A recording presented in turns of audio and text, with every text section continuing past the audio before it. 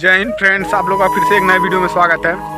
और कुछ ज़्यादा दिन ही हो गया था, मतलब यूट्यूब क्या कहें, मतलब मैं पूरे इंटरनेट की दुनिया से बहुत ज़्यादा दूर हो गया था। और आप लोग के कमेंट आ रहे थे बार बार कि भाई कोई वीडियो नहीं बना रहे हो।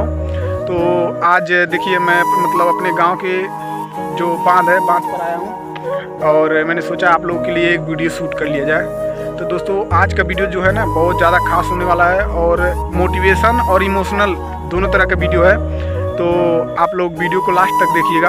तो बात हम करने वाले दोस्तों की उम्मीद। मेरे दोस्त यार, कभी किसी का उम्मीद आप मत तोड़िएगा। उम्मीद से संबंधित एक कहानी है दोस्त। यह कहानी मैं अपनी मम्मी से सुना हूँ और इस कहानी को मैं आपको भी आज सुनाने जा रहा हूँ। तो चलिए। तो दोस्तों यह बात है एक भिखारी की। और भिखारी एक जगह रोड के पास में झोपड़ी में रहता था और वहीं पे भीख मांगता था। वो लगभग 10-15 सालों से वहीं पर भीख मांग रहा था। और भीख मांगते मांगते मतलब एक समय आया, चाहे बरसात का मौसम हो चाहे गर्मी का मौसम हो, उसी झोपड़ी में रहता था और उसके पास पहनने के लिए कपड़े भी नहीं थे। भीख मांग के किसी तरह से अपना गुजारा करता था। और ऐसे ही ठंडी का मौसम था और ठंडी के मौसम में आप लोग जानते हैं मतलब कितना ज़्यादा ठंड होता है। अगर हम लोग इतना ज़्यादा ऊनी कपड़े पहने होते फिर भी हमको ठंडक लगती है। आप सोच सकते हैं उस भिखारी के शरीर पर कुछ भी नहीं था, उसको कितना ठंड लग रहा था उस समय। और उसी समय एक धनवान आदमी उसी रास्ते से गुजरता हुआ भीख मांगता है।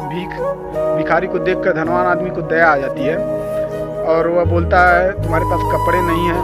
तो वो बोलता है साहब जो भीख मिलते हैं उससे हम किसी तरह से अपना पेट पालते हैं। तो उस धनवान आदमी ने मतलब भिखारी को एक उम्मीद दिला दिया कि मैं तुमको कल सुबह ऊनी कपड़े दूंगा। यह बात सुनकर भिखारी बहुत ज़्यादा खुश हुआ कि मुझे कल सुबह तक ऊनी कपड़े मिल जाएंगे। लेकिन फिर से दोबारा से वो पूछा क्या साहब सच में आप मुझे कल सुबह को ऊनी कपड़े देंगे? तो वह धनवान आदमी बोला हाँ सच में दूंगा। और यह बोलकर वह चला गया और उसे एक उम्मीद सी मिल गई।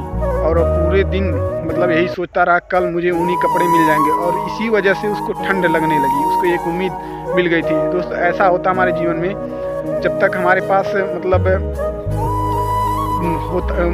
कोई कुछ खाने के लिए नहीं होता तो हमारे पास यह होता हमारे पास अब नहीं है। तो उस टाइम पे हमें भूख नहीं लगता है कि हमारे पास वह सुविधा उपलब्ध नहीं है। लेकिन जब वह सुविधा हमको एक उम्मीद मिल जाती है कि हम पा सकते हैं तो हमको उस टाइम पे भूख लगने लगती है। तो उसी तरह उस भिखारी के साथ हुआ और उसको ठंडक बहुत तेज़ लगने लगी। और शाम तक मतलब उसको इतना ज़्यादा ठंड लगने लगा और वह खुश भी था कि कल सुबह मुझे ऊनी कपड़े मिल जाएंगे। लेकिन कुछ ऐसा हुआ और कि अगली सुबह वह धनवान आदमी कपड़े देना भूल गया और वह अपने काम से कहीं चला गया। और सुबह में वेट करते रह गया भिखारी और लेकिन वह ऊनी कपड़े नहीं आए। इसी वजह ऊनी कपड़े लेकर धनवान आदमी नहीं पहुंचा और उसकी उम्मीद टूट गई और उसको ठंडक लगने और ठंडक की वजह से उसकी मौत हो गई। और उसी भिखारी के बगल में एक दूसरा भिखारी झोपड़ी डालकर भीख मांगता था।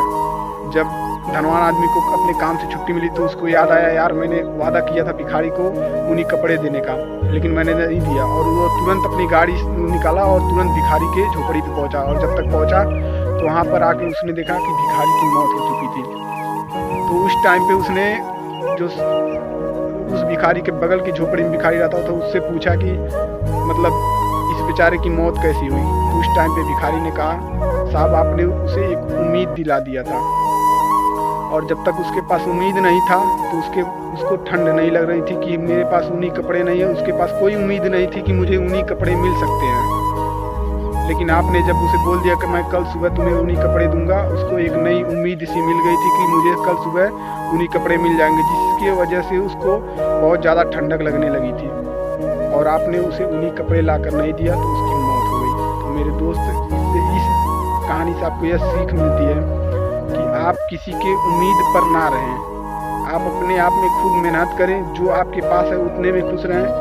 और इस कहानी से यह भी सीख मिलती है आप किसी को झूठी उम्मीद ना दें, क्योंकि आपकी झूठी उम्मीद से किसी की ज़िंदगी खराब हो सकती है, किसी की मौत हो सकती है। अगर आप किसी से वादा करते हैं, किसी को उम्मीद दिलाते हैं तो उसके उम्मीदों पे आप खरे उतरिए। आप उसके उम्मीदों के लिए जो भी कहें उसके वादे को पूरा करिए।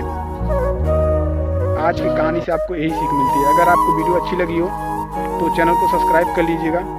चलिए मिलते हैं अगली वीडियो में। जय हिंद, जय भारत।